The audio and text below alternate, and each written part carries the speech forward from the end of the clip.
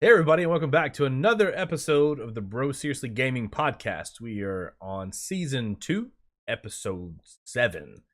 So, we are back today. My name is Evan. And I'm Dustin. And we're back with kind of a new segment. I don't think we've really done this before. We're kind of breaking some stuff up for once. Some news and some difference. We're delivering facts. Well, they're facts. Some factual opinions. There we go. Actual opinion. Factual opinion segment. The Bro Seriously Factual Opinion segment. So we'll call this for now. That probably won't stick. Nope. So we're gonna do that, and we're gonna go back to another segment of turning a video game into a movie instead of a Netflix series, which is something a little bit different. So I think we got a good one for today. I did too. I'm excited for it. I created a fucking bomb ass script. Like, I'm back to win. Last time we did this, I failed miserably. So I'm ready for my redemption round. Yeah. So yeah, it's been kind of a I got phones going off, so I'm gonna make sure to turn that off, right? But we've got some cool stuff that's been happening this week. You've been working a lot. You're back in town though. I am. I'm back. So thank you, Kale, for sitting in and for keeping it down while I was out of town. And it was an awesome episode, so I enjoyed watching. I got to see what the hype was like being on the other side of it instead of just like being like so ready to release it. I was like, I'm so ready to see it come out, so that was cool. But yeah, work's been great. Been learning that. I enjoy it. I think this one's going to stick, so I think we can drop the counter of how many jobs I start and how many sexual harassment courses I can take. I mean, not because I sexually harass people, but because they make you do that. Hopefully they watched the previous episodes before this. Yeah.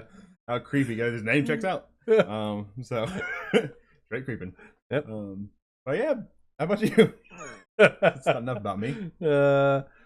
I've just been excited because I've been like waiting for Madden to come out. So Madden finally came out. Sure. And I'm regretting buying it already. Like we played last night, and it was a bad time. So hard. Maybe it was just like a bad night. I'm gonna chalk it up to a bad night. Yeah, I mean, I ended on a high note my first one of the season. I lost. Not as Darren though. No, not as bad, not that bad.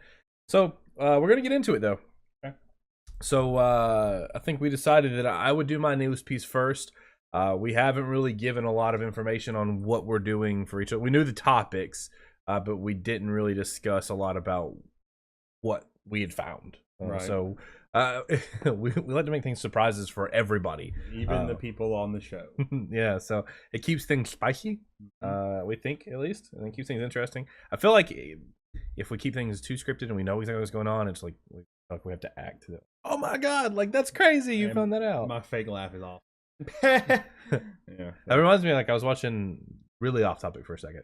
I was watching we watch Friends every night they go to sleep. It's either that or The Office, but it's the episode where Chandler and Monica first start dating and they're like sneaking around, and they go to a work function with Chandler, and Chandler's got like some crazy laugh and he calls it his work laugh. I was like, that's really true. So true. There's a work laugh. Yep. Gotta laugh at everything. Even and it's weird because it's not like it's just things your boss says. It's like things that like random people say. Like I just have to laugh. I don't know why I do that. Not fun. So there's something that caught my eye. So I was on my phone one day, and I wasn't really on it. It just came across my phone, and it was a headline for Fortnite Tutors.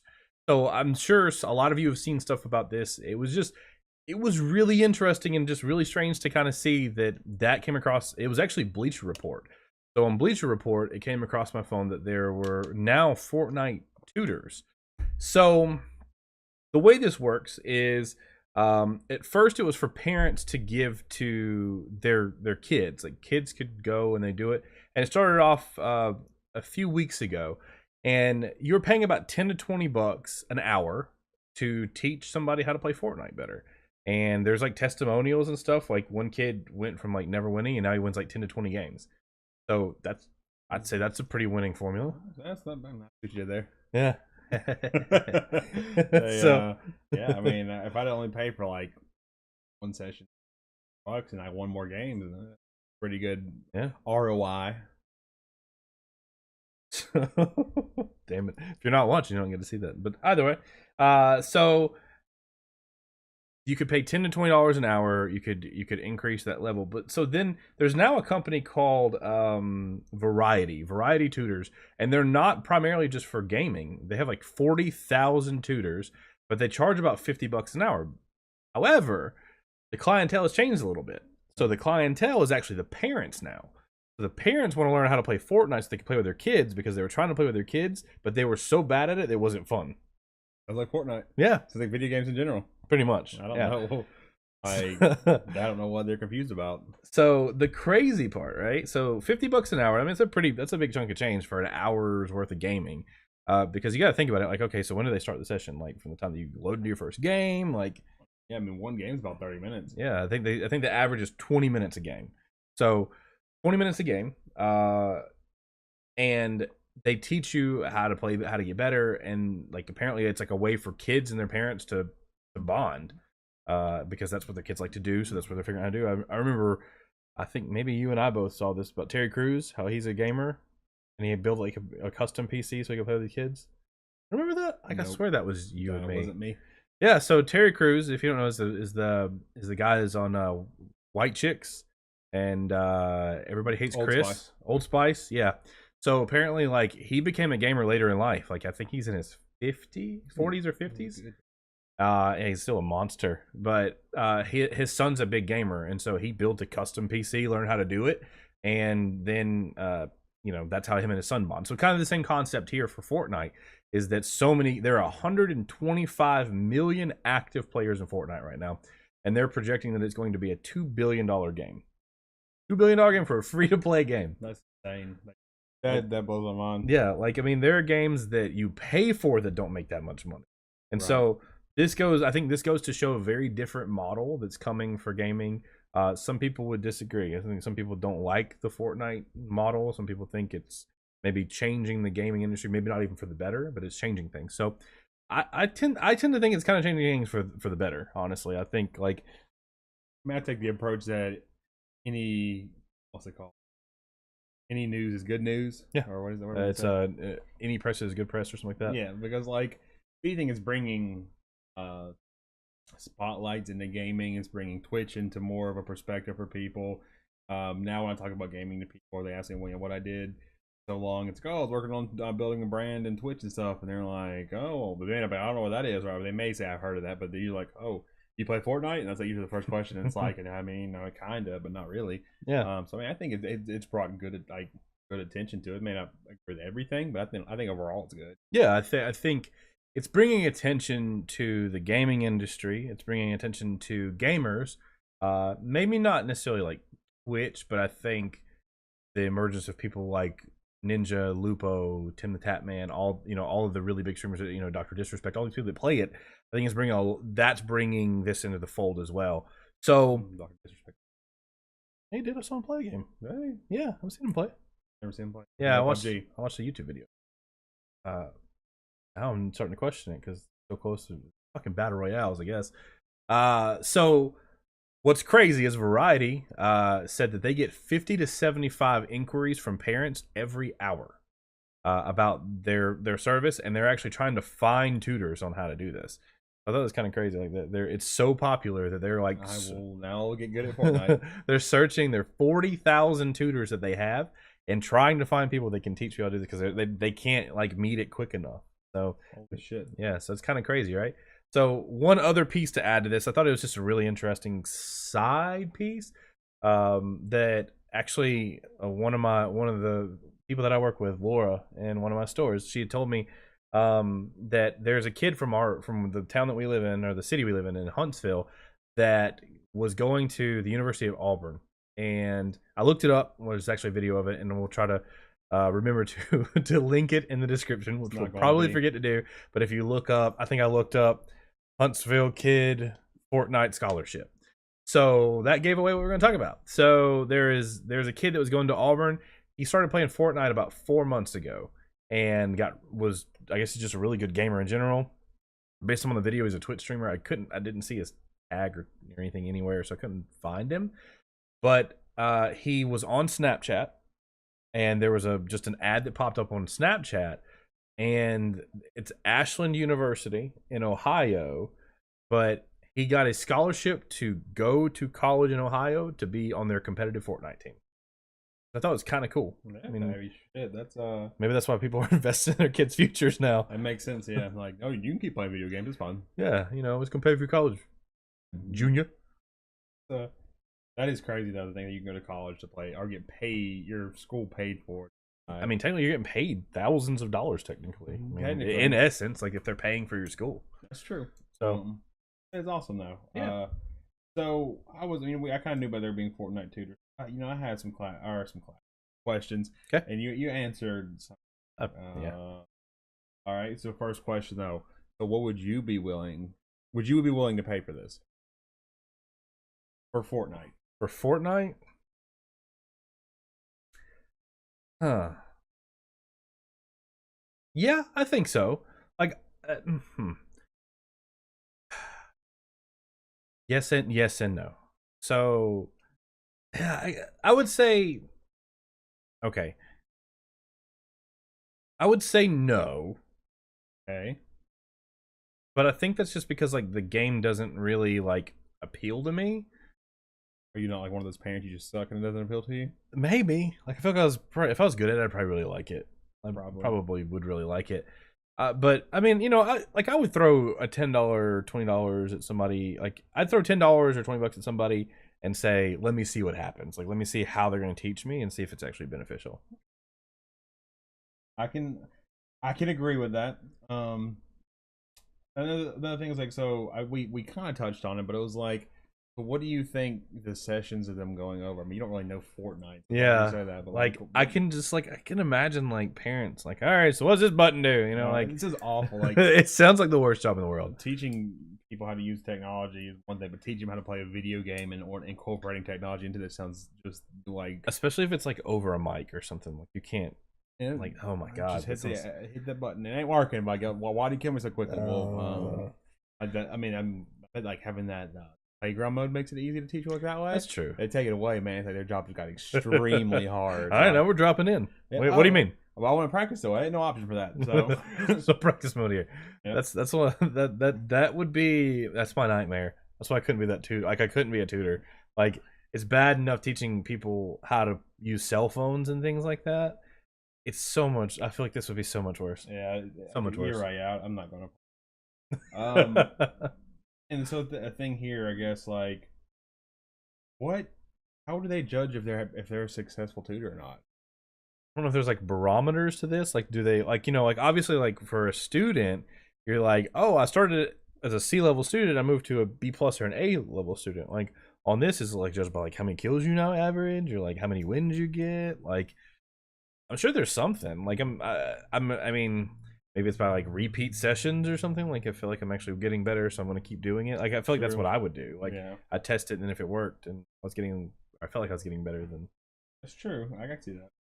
Did they ever talk about what the qualifications you had to be a tutor? Like, did you have to have? I didn't see anything that talked about it. I think it was like the only thing that I saw is they were just trying to find people that are qualified to do it, which I don't know what the qualifications were. Like, I guess you just have to know how to play the game well enough at some point.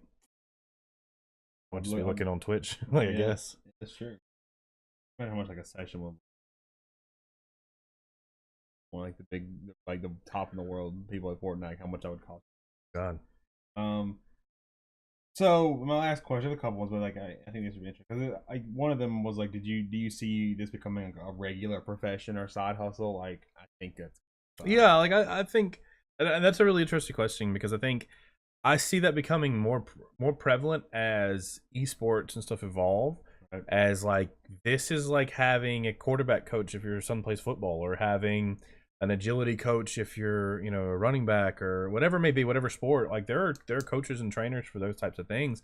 Sure. And I feel like in essence, like that's what this is one is it's a bonding thing for you and your kids if you're a parent. I think that's where like it almost pushes past the sports thing, right? Like if it's a bonding thing, like it's the parents that are doing it, and then the kids are probably like, oh yeah, like this, that, like it just that stresses me out thinking about that actually. I say like Damn it, Greg! Like, we don't want your dad coming playing Fortnite with us again. We just want to play, and we can't cuss because your dad's in here. You want to tell mom, God, like, oh God, dad's back again. No, What's up, bros? We're dropping in. I feel like it's like the Trey Kennedy thing. Yeah, you know, like where it's like the cool dad. Yeah, it's like, hey, bros, where we dropping in today? Am I right? I'm like, God, I hate your dad.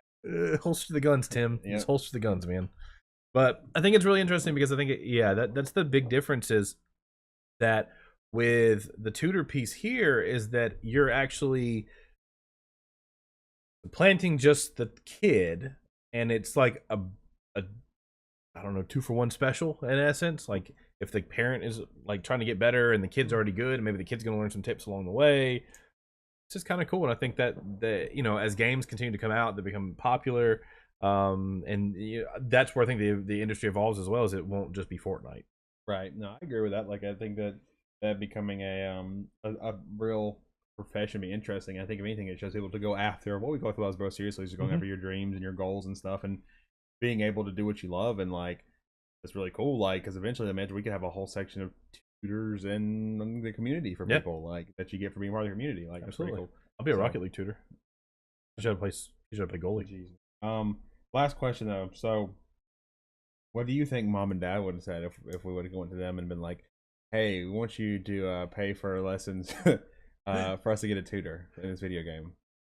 I wish I could do Dad's accent and like voice, but I can't. Can't do it. It's impossible.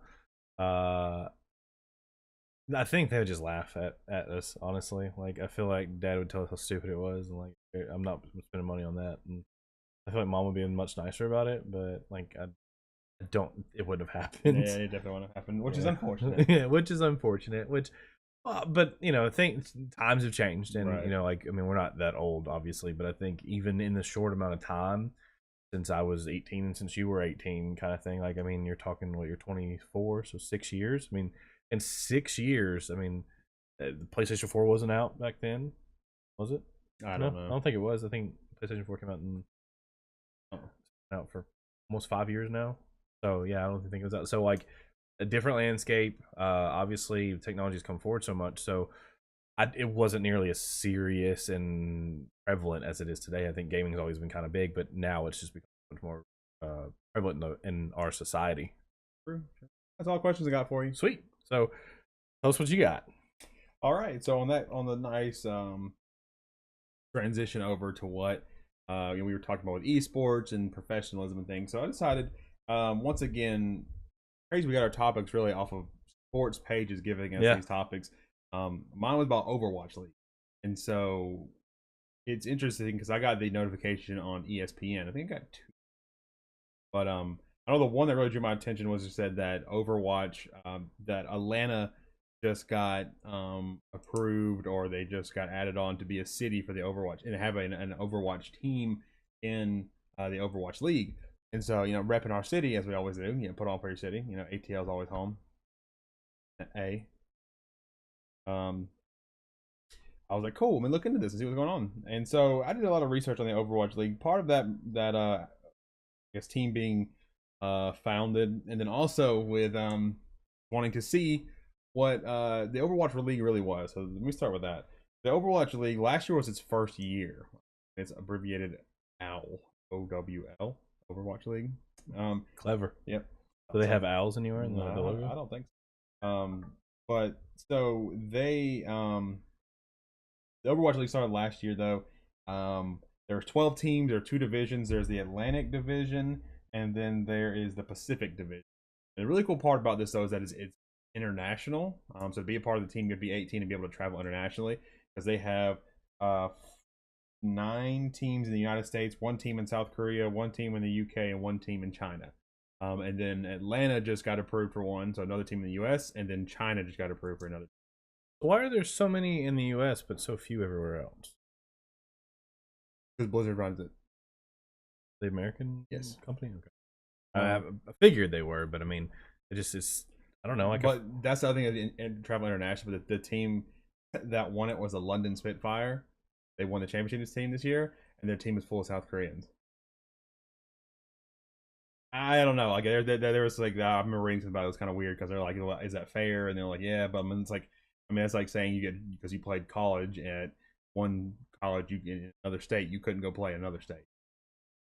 I mean, It's kind of yeah, like it's not the Olympics, but it's like, but I feel like it kind of like it's not, but same thing. Just it's yeah, I mean it's the same. It's like thing. having the players coming from the like European League and the what's it called? But I feel like if you're, I guess it is. It's just like I guess it's like professional, so it's like professional sports. It's I guess it's weird just because it's like okay, so if I'm from Spain and I go to play in the NBA, I'm playing in the American League, like the net, like the American, like there's no teams outside of Canada and US, right? But like you're representing the London Spitfire, like no. You're thinking of it as this is the Olympics. It's not the Olympics. You're not representing London. You're just the team is in London. Yeah, I guess so. It's just strange though. I mean, like it's weird, but either way. So that was that though, and that, like I said, the London Spitfire won this year in 2018 against the Philadelphia Fusion. So close on July 27th and 28th. Do we have a bunch of South Koreans? I don't say we, like Atlanta. American. No, like Philadelphia. Say we. Oh, I didn't look into it that much. Like I said, and prior to this knowledge, just put a disclaimer here, like. I'm not a big Overwatch fan, but now I'm really interested in doing the research to actually become like I really start to watch the Overwatch League. Like, I feel like I'd enjoy watching it. I'm just terrible at playing. Like the game's kind of cool. I'm not good at it, but I like playing every once in a while. But like now, it makes you really want to pay attention to it, and so, but it's cool though. Then, let's see what else I had. I have so many questions now. Exactly, I'm telling you. I started reading this shit, it blew my mind. So the article that I read was an ESPN article by Tyler Erzberger of ESPN eSports, which is cool. But it was talking about how they plan to bring in an Overwatch team to Atlanta in 2019. One in China, like I said. Let's have a total of 14 teams in the Overwatch League, and then 4 more expected to be announced in the coming weeks. To expand it to a total of 18 teams. And then he goes in talking stuff about how the how Atlanta itself is. The article is about Atlanta and about how Atlanta is known as a sports city, like, and they've always been kind of going against the grain on things and being very, very looking for not before its time, but very, very progressive in sports. And so like they're approved for like an NHL team, right? Well, you know how that turned out, that they ended up sucking, and then they're in their last leg and they went to Canada. And then so, but they're talking about how like now, like they came in the right time, but like there's so much pressure on this team, and the CEO, which is Paul Hamilton, the CEO of Atlanta eSports Venture. I didn't know that was a thing. Yeah. It's a joint venture though by Cox Entertainment and Providence Incorporated. The Cox Entertainment is like cast. Yeah. So. And so pretty cool. They it's a sports team, so like he wrote in the article, or wrote out like they want the best players in the world, and they want them. And like that's the thing, if they're being Atlanta to be successful, you gotta have a following. But they needed to start winning like right now, and because you look at it, trying to back how Atlanta is as a city, it's a really diverse city. So like Atlanta United, the soccer team, their goal, because Atlanta and soccer and esports are on the trend upwards, and so they and so they decided to create Atlanta United, which is a soccer team, which is about 2 years old now, and they're killing it though. Exactly. So they came and did really well, but the United piece was because realizing how diverse Atlanta is, and us coming from there and having tickets to the Falcons, like you had all these different people there. It was horrible. And so their goal is to unite everybody, and they also like do a lot of stuff with hip hop and stuff to make it for the younger crowd and stuff to really get them involved with it. They have a huge following in Atlanta, which they really do. And so they're talking about how they need that now. And then his quote was that we're family owned, and we want to create an environment in Atlanta where if all things are equal, they'd rather play for us than anyone else. And so they're looking to build like this big brand there. That's kind of cool. And so like just talking about how big it is, like the Overwatch League took the model of American professional sports. And so they made it to where you had, instead of like how you had different competitions and tournaments, how most esports have always been, they made a regular schedule that you would play. You'd have a season. You would have it broken down into like championship. And when they did that though, where was it at? It was because like each team is backed by an owner, and they're tied to a major city. And then each player that plays on there also has a minimum annual salary, benefits, and a portion of winnings and revenue sharing based on how well the team did. And then in the beginning of the season, it's crazy. They have a free agency you go into. You're locked in the beginning of the season. after the season you have like a trade deadline where you can re-sign players and stuff. So like they're literally taking the model of NFL, NBA, but they're applying it to esports. And this is the first big thing to happen. And they were even talking about how Blizzard report over 10 million viewers across all streaming formats watched league play, and that the Blizzard Arena sold out in 4 days of releasing that. And that even then, I was like Twitch when they streamed the championships, it never dipped below. Maybe it was the opening day, one of the two. Like it never, like it peaked at 435,000 live viewers and never dropped below 235,000. Wow. And even then, during the postseason, Blizzard and Disney signed a deal for ABC, NBC, and Disney XD to air the postseason games alongside Twitch streams. Wow. So it is fucking gigantic. Yeah. Like, you know, I should say it's gigantic. It's getting there. It's big, obviously, but like it's cool to see how esports is doing. It's going to try to incorporate league play, trying to incorporate a season and make it to where it's something you can keep up with and watch and root for. Like, I think it's really cool. It's kind of like what in video games where you have these crazy sports and stuff. You're like, oh, that's badass. Now, like, there is that to go see. It is. So that's what I'm excited to see what they do in Atlanta, though. Yeah. So I've got a few questions. Okay. And before I forget, so I wonder, like, who becomes the LeBron James? Like, who becomes like that player? It's like, I want a max contract, whatever that is, because like I'd imagine they don't get paid. Like, do they get paid the same, or like? I don't think so. I didn't see anything about that. I was going to look up contracts, but I didn't really look at how much money they made. Yeah, but I'm sure it's like a decent amount. But I mean, sure they paid pretty decent. I remember seeing something was like $50,000 or something like that. Like, but it's like guaranteed money. Like, you know, it wasn't like you were doing tournaments where like you may lose out and they get a dime for it. Right. But they were talking about how there's no females in there apparently or something like that. But there's like one of the best players in the world is this girl that lives in another country, and there was controversy between it because like there were like language barriers, and some people say that's why. But like she's like known around the world on the internet as being like the greatest Sombra player in the world, and so like, but there were like language barriers or something, and so like there's all this controversy about not having that on there. Which I'm like, I mean, I think that'll get there at some point. Like I think it's, I don't know, I didn't really look into it that much, but yeah, I mean, I feel like video games is a little different. Like, yeah, I mean, that's just crazy. So, all right, so here are the questions that I had. So, for you being from Georgia, what does it mean to have a esports team so close to home? Like, it means it's badass because like even though I don't like the game, like I honestly say I don't like it, but even though I'm not good at the game enough to be on a professional team, it shows it's like shit, like right in our backyard that like things are coming up and that there is a future in gaming in the city that's so close to home. Even so even if we're living in Alabama now, like going back to Georgia is a couple hours, like 2-3 hours to go back to Georgia or to Atlanta. It's like right there and it's home. So like badass. Yeah. Do you see any drawbacks to having a pro team for Overwatch?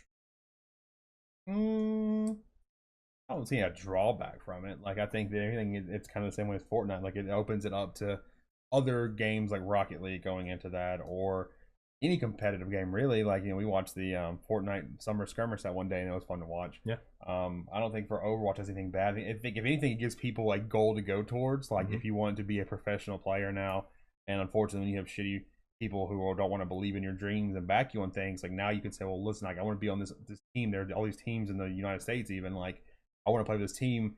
You know, and you kind of get to eliminate that excuse of, oh, there's no money in it. It's like, no, they get paid a salary. Like you can say like, oh, that's what they make every year. Right. I think that's a really big piece to it, as well as I think it's legitimizing the industry more so than anything else. There's really big companies that are backing it, then that's huge. Okay, so if you were the head of marketing for Blizzard, in essence, how would you get people interested in a pro team? What would you do? Like, I would take other pro athletes in other sports and put them into it, to put them in the game, like the big athletes, and have them advertise for you and market it. Like, I mean, at that point, everybody's going to be watching sports already. Like, they're going to be watching on ESPN, or they're going to be watching it on wherever. Now, if you have the professional sports athletes backing it, I don't care what anybody says. Like, I remember buying a $300 pair of fucking Beats headphones I used like 10 times because AJ Green was wearing them. I was like, you can make AJ Green too. And I was like, well, okay, cool. I'm going to go buy these Beats headphones. Like, they always talk about like the platform they have to stand on. Like, it's an influence. Really, yeah, it's a big influence. Yeah. Okay. Is there a team name? To Atlanta? Yeah. Not yet. So what would you name the team? I always go with alliteration and try to tell. My first thing came like as soon as you said Atlanta All Stars. It's so stupid. Like I don't like that at all. Like I feel like it should be something like with fire that's you can call Hotlanta. You know, like when they like on a fucking street. Atlanta Flame. Yeah, like I feel like that is a team though, like the Flame. Probably. The Atlanta Flow to Flame. No, it's not the Flow to Flames. Oh, I guess it's just Spitfire. Maybe that's something. That's not. Yeah, I don't know. Like yeah, I do some with Diablos. Oh, out. Never mind. They'd be the AT aliens. There we go. The aliens. AT aliens. I know. I'm saying like aliens. That'd be cool. I had to get in touch with the Outcast. Well, they're from Atlanta, so I mean, right? That's true. They probably would like it. So here's a question that falls on. So do you consider esports players athletes? Glad you asked, brother. Because I believe that they're athletes. Because I mean, as playing the game, I know how hard it is. Like it's a mental drain. And, you know, like if you watch any motivational video on sports or football, you know, like with those videos of working out, they're always talking about how it's 90% mental, or whatever. Like all of it's the mental aspect to the next place, and that's what gaming is as well. Yeah. And like there are a certain few amount of people who can be that good. Like it's not everybody. Like I've played video games for 20, we'll be generous and say 20 years. Like with my first video game I was 5, I guess. Yeah. And I am not that good. Like I mean I'm good at some games, but these people who are pros are insane. Like doing things like if you played 1 against 6 and the other 6 people were just like trash, they would destroy them. They take the luck out of things. It's like, you know, you see a pro athlete shoot a basketball or throw this pass or get a ball thrown, you expect them to catch every time. When they drop it, you're more surprised that they drop it. The thing is, yeah, exactly, right? But when you look at, you know, pro gamers and things like that, or when you watch these people who are professionals, like they don't mess up. Like every once in a while, something crazy can happen. Same thing as sports, but like they minimize the risk of it. Absolutely. And also with that too, maybe you asked this next question too, but I was about considering a sport by ESPN. Like I was like, why would ESPN sport? It kind of falls into those lines of the athletes. Is that 4 of the 12 current teams are owned by owners of another professional sports team. So the Kraft Group owns who owns the Patriots owns a team.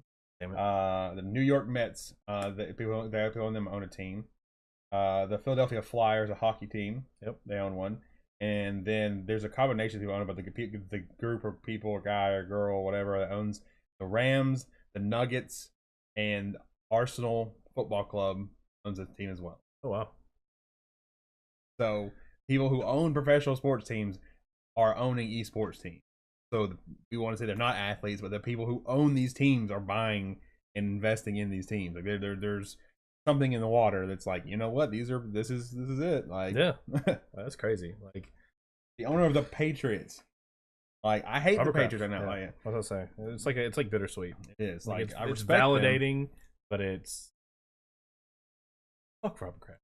Yeah, it's like when you talk about how you do. I mean, I'm Tom Brady. Like I play video games and like I'm gonna go play Fortnite now. Yeah. Brady's doing it. I'm doing it. I was probably gonna like become like a pro. Like esports team when he retires. Yeah, when he retires, like, oh, I can just play Madden professionally. My brain is there. It's just, you know, like my body, I want to take care of it. But it, you know, I'm gonna use it for Giselle, and I'm just gonna play video games now. I'm gonna play Madden all day long. At me, Tom Brady. TB12. So my last question that I had was, if you were bringing a sports team to Atlanta, or if you're bringing an esports team to Atlanta, what game would you want to bring it for? I mean, if it's like the way it was, I mean, I would say Rocket League. Like, I love the competitive side of Rocket League. We talk about Rocket League a lot. Sorry, like that is it. I'd probably want to bring to it. That is, but if you've ever watched it though, when it's compared like the RLCS and stuff like that is intense. Yeah, it's stupid. Like stupid it's intense. crazy intense. But I think that would be cool. I'm really excited for Overwatch League. Like because it's in Atlanta, like and because we're so big into like video games stuff now, like I'm stoked for next season to be like, that's my city's team. That's my team. Like that's my team, the Atlanta AT Aliens. That's what they call it. Maybe they have. I don't think they have a name.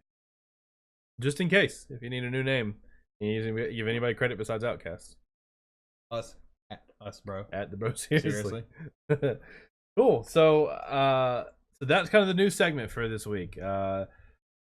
So, So, I mean, we talked about we were from amateur gamers to pro gamers, and we realized, shout out to you, Seth, that we don't really talk about sports that much. So we wanted to be able to talk a little bit more on the competitive esports side of things, and sure. to see if you guys were interested, because we don't know about it. So it's a way for us to learn about it as well. So yeah, I think I don't know. Like it's funny because I'm in the world, but I'm not. Like it's almost like being a jack of all trades in a sense. It's like I know a little bit about esports. I know a little bit about Twitch streamers. Like I don't know every big Twitch streamer there is, and there's so many of them that I couldn't tell you everyone that's like do want to know. Like I just like figured out who Pokimane was, or like she is. Like I was like, who the hell is that? And like somebody was talking about it, and I was like, oh, okay, cool. And then you find different ones all the time, and then like with esports, it's kind of the same thing. It's like it's relevant to the people that are hardcore in it, but like we're just now being introduced to this world a little bit. So we're still really new in it. So I think it's kind of interesting for us to talk about it because one, we're learning, and I think it's really interesting. I do too. And then two is you get to see people, and this is something that's cool for me because of the jobs that we've held before. You get to see people get excited about something that you guys are probably excited about that you've known for years, and you're getting to watch people go through that progression as well. And I think that's really interesting. Just from a documentation standpoint for us is like, who knows, in like 2 years I might like have a AT Aliens tattoo on my back or something. You know, sure. like, I might be rocking an AT Aliens jersey. Like, yeah, like I think that's kind of cool that you really get to see that progression in something that's so prevalent for a lot of people that are hardcore gamers and stuff. And that's just really interesting. So we're gonna move into the next session, which is going to be turning a video game into a movie. So with this one, I thought, what could we turn into a movie? What has not been turned into a movie yet? I was like, Call of Duty's beta just dropped, and it's closed for now, but it's going to reopen back up tomorrow. Well, if you're listening to this last weekend, last weekend. So let's turn Call of Duty into a movie. There are obviously war movies, but like this will be interesting because I thought of some cool shit. Yeah, I feel like my idea is bad as fuck. Like, so I'm really interested, like, to do it. So who's gonna go first? Rock, paper, scissors it. Yeah, let's do it. First one on first time. Yep. One shoot. Rock, paper, scissors, shoot. Rock, paper, scissors, shoot. Rock, paper, scissors, shoot. Rock, paper, scissors, shoot. Son of a bitch. So you go first, or do you want to defer? I will defer. Okay. Oh no, yeah, I want you to go first. Okay. I want to be able to know how hard I need to bring it. that sucks. This is how much I wrote. Yeah, that's pretty. Okay, so back out of the camera. Let me get all up in this. So my Call of Duty movie is I wanted to start off with I'm gonna try to paint this as well as I possibly can. So I'm gonna start off with a guy that is storming the beach in Normandy. It's World War II, obviously, right? He's storming the beach in Normandy. He's trying to get into the German bunkers, or he's trying to get behind enemy lines, pretty much. So there's soldiers everywhere, there's people dying. Like, this is gonna be rated R for sure. Like, Call of Duty movie. Like, I think PG-13 would just be crazy. So, but you know, he's fighting his way through. You know, he always got, you know, his what guns did they use? M44s? Is that what they used back then? I don't know. They used something. The M1. The M1 Garand or whatever it is. Yeah, M1 Garand. He's got that, and he's got his little side service pistol, right? He's fighting his way through, and he's sneaking behind enemy lines, and he makes his way down to this basement, right? So he goes to this basement. You know, there's probably a guy that pops out. He's got to stab him in the neck or something like that. Just something crazy, you know, something badass, you know, that you would think. Like, I feel like a Call of Duty. Well, I'll get to that. So he makes his way down, and it turns out that he's like a spy, and he's searching for an artifact. And I didn't really land on what the artifact was. Like, so I don't know what it is, but it's like a relic. Let's call it a relic.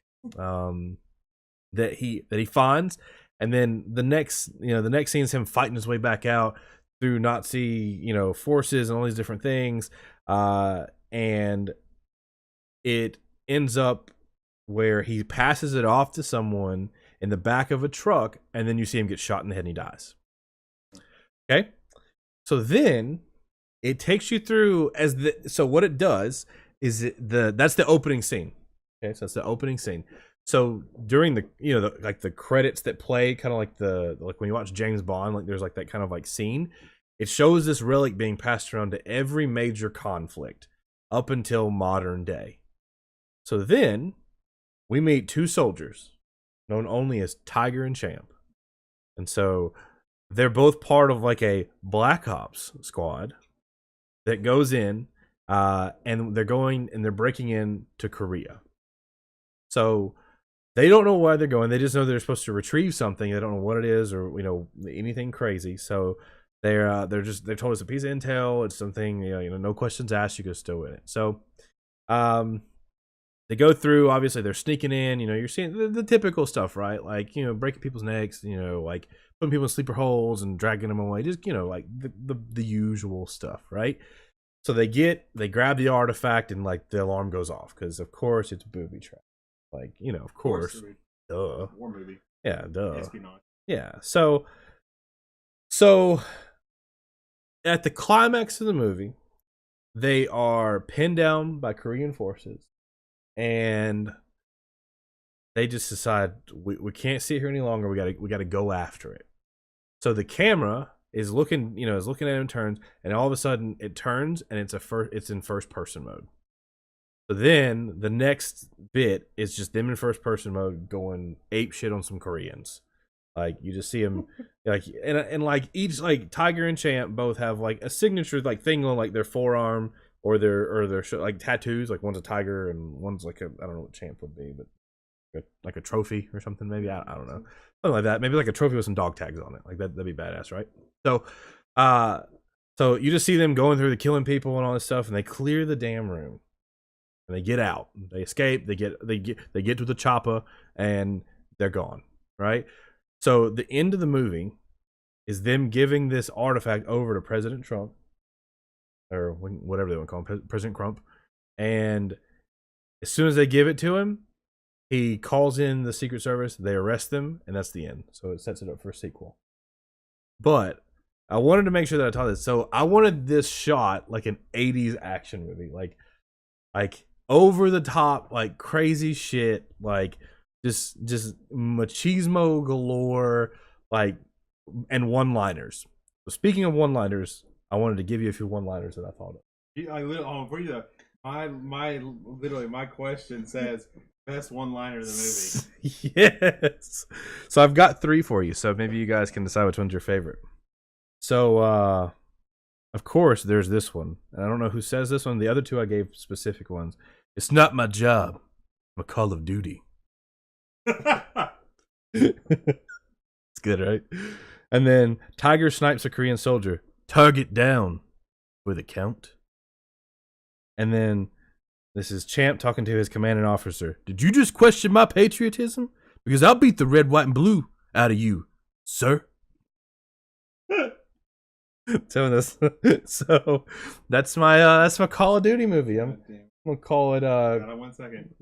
It's gonna be Call of Duty Relic to the Past. Thank you. Modern day it's almost like modern day like Indiana Jones. Yeah, like, but I wanted to be like super over the top too, like crazy shit. You know what's crazy though is that I'll ask these questions. Is that literally one of my questions said, did you want an over the top war movie or did you want Saving Private Ryan serious war movie? Like I feel like this may not be like super far away. So I feel like I wanted to start out like that first scene like it's Saving Private Ryan, like really like gritty looking and just like really dark, and it's like, oh god, this is like Saving Private Ryan. And then when he gets shot in the head, it's just like his fucking head yeah, and it's like, oh, and the guy's got like brain and stuff all over him. He's like, ah, he's just like they're pulling away, like, and it's then you realize like this shit's gonna be like fucking over the top crazy. I got you. Okay, probably getting camera. Or in camera? Nope. Right now. All right, guys. Let's see here. Where are my other questions at? All right. Oh, you had questions. That's why you asked me. Yep, that's fine. Okay. Just kidding. You answered that one. So what was your favorite one-liner?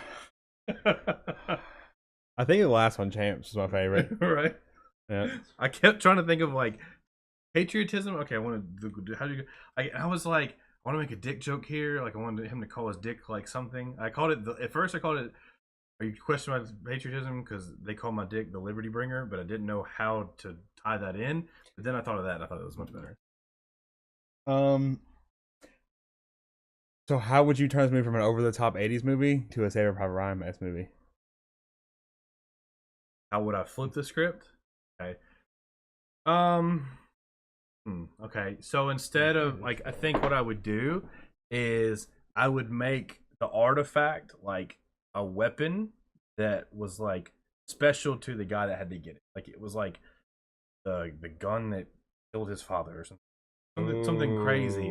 Like a crazy twist with like Yeah. like it's like his like the artifact, the guy who died in the beginning of the movie was like Tiger and Champ's like great grandfather, like some like fucking Boondock Saints stuff. Yeah, and they were like they had to get it back because their grandfather who was like sick and dying was like, you got to get it back for the family and all this stuff.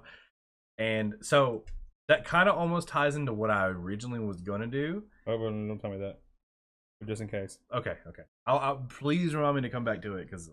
Well, go ahead. I'll forget. Okay, so my original idea was to have like a Lieutenant Dan type thing where you know how like everybody died in all these wars and stuff, and I was gonna go through every war and like all the people kept dying every.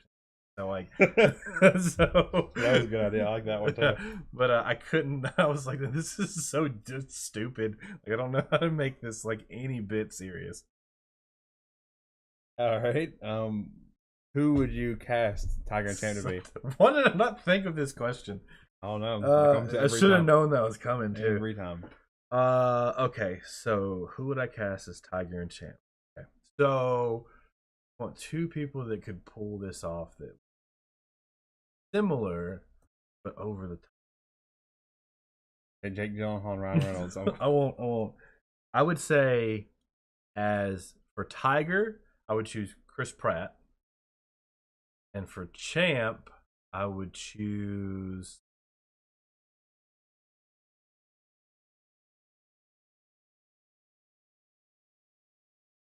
Maybe I should make it interchangeable. I want to see Chris Pratt and The Rock in a movie. I think that would be like good. The ultimate, that would be really over the top. Like two people would be. That's really good. That's good. I like that. Who would direct it? Sylvester Stallone directed. No, because I just want to turn it into damn Expendables. I literally put. Would you make it like serious like Saving Private Ryan or over the top like Expendables? Like Expendables is almost like just that's like too much cheese. Who would I have directed? I would want what are the Russo brothers, the ones that did no, I don't want them. I want the guy that did God, James Gunn. I want James Gunn to do it. Like it's a whole other like he just got fired from Guardians 3. Guardians Galaxy. Because he's really funny and he does like all that kind of stuff. So all right, so this last question, there's two questions and they kind of fall on each other. Okay. So first one would be would this movie have a score to it, like movie Inception, like really big epic score, or would it just have like a badass soundtrack with like really like known hits or like things like that?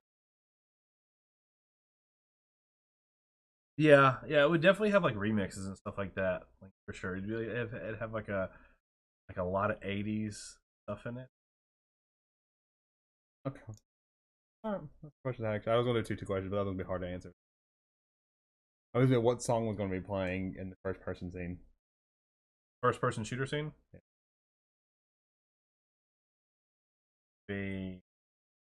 I don't know why this is the first song that stuck in my head, but I want Cherry Pie by Warrant playing. Okay, my turn.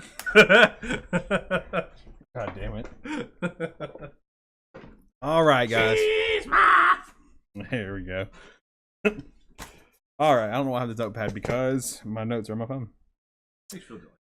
Well, everybody, it's my redemption time, and I took the exact opposite approach of Evan and made a serious movie. I'm glad that they're extremely different. That you people thought that I did the stupid fucking movie. So, all right, you ready? So, this is a. I'm gonna hold my phone up so I'm somewhat looking at this. This is a futuristic guerrilla warfare movie set in the time of super soldiers. Most of the special forces that we know in today's time are now obsolete.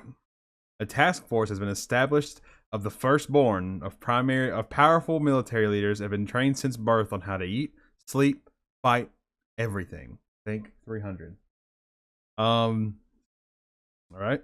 The soldiers are the first to use futuristic technologies with their exosuits and futuristic weapons. And their mission is to take out high volume targets such as militias, small battalions, military forces like that. And the reasoning behind their creation was to minimize our ally human death in there. So, to incentivize their success, because everything is now a business in this futuristic world, and it's almost like a mercenary-esque feel. They have a currency, and their currency are confirmed kills, right? And so when they get confirmed kills, though, they're able to use this currency to call in their kill streaks, so that way they can take out higher volume targets, and they are higher up into the the rankings and things like that. Right. But throughout the movie, though, the task force, so they start to question their tactics. That obviously there's some turmoil between the team that this causes. They fight one another. They're not happy about everything, and they start to realize that this is a lot more corrupt than what they thought it was going to be. That's all they've ever known for so long. But there are some scenes in the movie and people they meet that really start to open their eyes to things, and then that causes for plot twists and for just the turmoil to come up. Now this is kind of how the ending goes. So I'm going to say, because this kind of says it for the sequel to read, but since you read yours out, how it's going to be, I'm going to read mine then. As the movie's ending on the final scenes, it ends with a cliffhanger, right? So imagine this, all right, everybody. There's a soldier sitting down in a broken down house with his gun on his shoulder. Deep dialogue about regrets, mistakes, empathy. He gets up, stretches, walks over to a window. Smoke and destruction are in the distant and faint gun sounds. You just hear him mumbling to himself about, we did this. Oh God, we were the cause of this. But then, he's kind of crazy, because then he's like, oh, we didn't know though. None of us knew. Right? So then all of a sudden, something breaks in the kitchen. He cuts his eyes over. Right? Pulls out his gun. Starts walking towards the noise, right? He walks over and there's a broken glass on the floor. He bends down and looks at it. All of a sudden, he hears like a boom noise against the wall. Jumps back, looks at the wall, has his gun drawn and aimed down the sights. All of a sudden, a zombie breaks in behind him and bites his neck. He's like, fuck, shoots in the back, falls off, and a zombie falls on the ground, and all the zombies start to pour into the room like some crazy ass World War Z thing. Cut through credits. Tying zombies. Okay. Yeah. So definitely a little bit of a different take from mine. So I like that though. I like the race from birth to be killing machine. Yep. Oh, it's to be called Call of Duty Firstborn. Nice. One of my fucking questions. I love your Call of Duty movie. Answered. Okay. So my first question is, as you said, they get confirmed kills and that's how they go up in the rankings. Does that also affect their pay grade? I mean, it's just their currency. They low. I mean, they're secret agents. They don't pay for anything. They don't pay for anything. So just kills or all they use for their confirmed kills for is their kill streaks and things, so airstrikes and things coming in.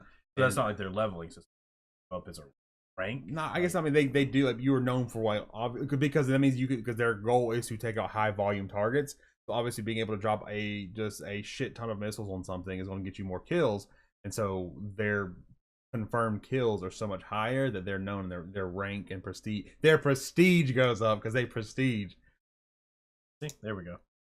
Make things happen. Yep.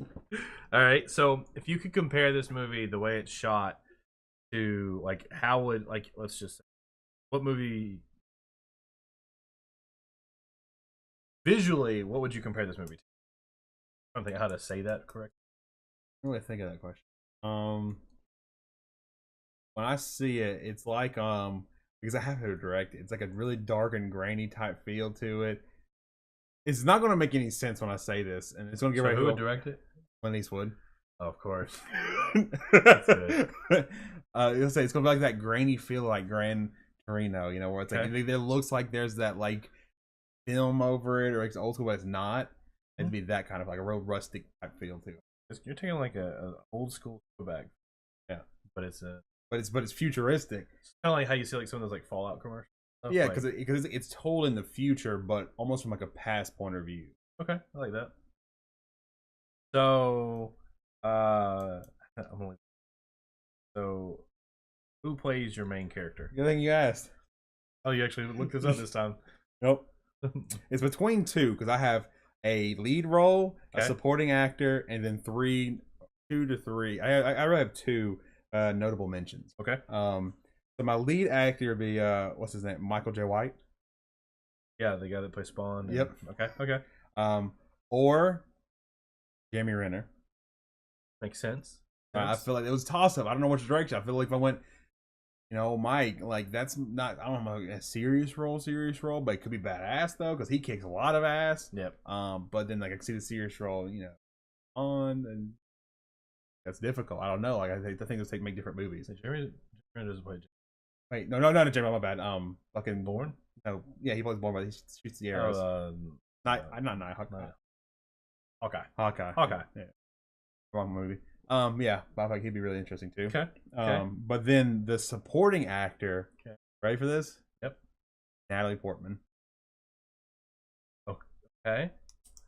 She a soldier? Yes. Okay. It's like Sarah from Black Ops. Yeah. Okay. She's the one that shoots the arrow, right? No, Hank Cannon. Hank Cannon. And who are your 3 notable mentions? Oh well, Jeremy Renner was a notable mention. Okay. I had to put Ryan Reynolds there because eventually he's gonna listen to this podcast and how much we talk about him. That's true. I thought about I think about bringing somebody out for the other notable mention for a female, Jessica Alba. Bring her back. I haven't seen anything recently. No, I think it'd be cool to bring her back to this. Okay, I like it. I guess my last question would be: if you had a snack sponsor your movie, what snack would it be? I think that like determines a lot, honestly. I mean, the first thing I think of is just because war movie Slim Jims. Why is that? I don't know. Because it's a war movie. I feel like that, that's what they eat when they're sitting in the trenches. Yeah, I mean, they're not in trenches in this movie, but like, I don't know, like it seems like not to Slim Jim. The following is a paid announcement. Stop it, to Slim Jim! It's a terrible answer, but I don't think anything. I mean, like, hey, look, it's to you. This matters. That's what I'd probably do. Either way. So that's the pitches. So as usual, you'll have to let us. Hold on, let me fix this second frame. Yep. There we go. Yeah. So Ben can put it like right. Yep. What? I'm trying to figure out what is the appropriate link here, Ben. Right there. So if you liked mine, Evans, you can do it at Creepin' Cod. Crunchy Cod. And if you like Dustin's, you could do it at Creepin' Cod. And if you can't make that happen, it's gonna look a little stupid what we're doing. So really dumb. But we need you guys to vote for this. And like really just we need to incentivize this. This is a good one. Yeah. I think. Like we need to give somebody. Yeah. So we will incentivize this, and we're gonna put it on Twitter. We'll put it up leading up to the podcast. We're gonna figure it out because I think if mine wins, I'll do something, and then if yours wins, you might do something. Or we might figure something out. Something interesting. So make sure you look for it on Twitter as we release this. We'll probably hype it up for the next few days once we figure out what we're gonna do For sure. and then we'll give it away maybe Friday afterwards. Give enough time to go through so we have some people watch it. So thank you guys for tuning in this week and hanging out. It's been a lot of fun. It's good to have you back. Thank you. I'm glad to be back. Yeah, Kale, you did a great job last week, and we really appreciate you hanging out with us, Kale, and filling in while he's out. So. But it's nice to have some rhythm back as well, and to be back into this together. So, as always, make sure you check us out at thebroseriously.com, where you can find all of our blogs again. Jared, because we had a little bit of a hiatus that none of us knew about except for Jared. But they're back now. But they're back. They're back. There's actually a new blog up now that's in regards to not No Man's. It is about No Man's Sky. Endless possibilities, endless problems. Yes. So make sure you check those out. And also you can find me on all social media platforms at the Sir Crunchy. Right there. Dude, it's backwards. It's so hard. And then you can find Mr. Straight Creepin at at straight_creepin on all social platforms, as you can see above. So thank you guys for hanging out again. Thank you guys for the support, and thank you guys for always checking us out and giving us some love. Yep, and be on the lookout. We have some big news coming of an event that we're going to be doing in the coming months. So this is the first we're really talking about it. Yeah, but we will probably have a podcast where we go into a lot more detail. Absolutely, but just be prepared for that and get hypoo. But until then, until next week, we will see you then. Bye.